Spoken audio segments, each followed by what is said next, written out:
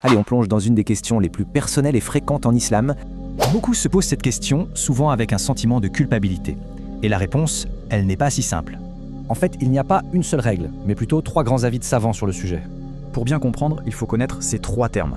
Haram, makrouh et mubah. Alors, oui, la majorité dit que c'est haram, mais attention, 2 autres groupes importants ne sont pas d'accord. Mais alors pourquoi ce désaccord? Tout vient de l'interprétation d'un verset clé du Coran.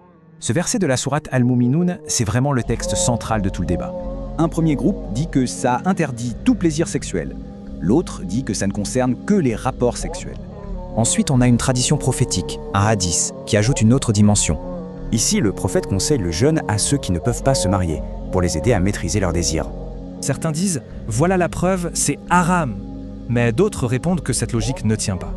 Cette parole très connue d'un compagnon du prophète suggère que c'est permis, pour éviter un péché plus grave. Ok, sortons un peu de la théologie. Qu'en dit la science médicale moderne?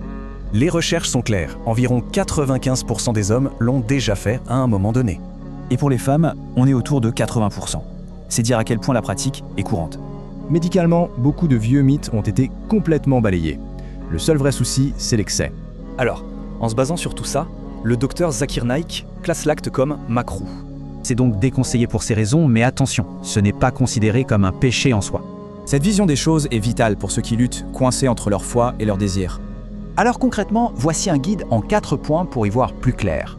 Le message clé, éviter l'excès, les mauvaises associations et surtout ne pas se laisser ronger par la culpabilité. Ça nous laisse avec une dernière question. Cette nuance ne change-t-elle pas notre rapport à la foi ?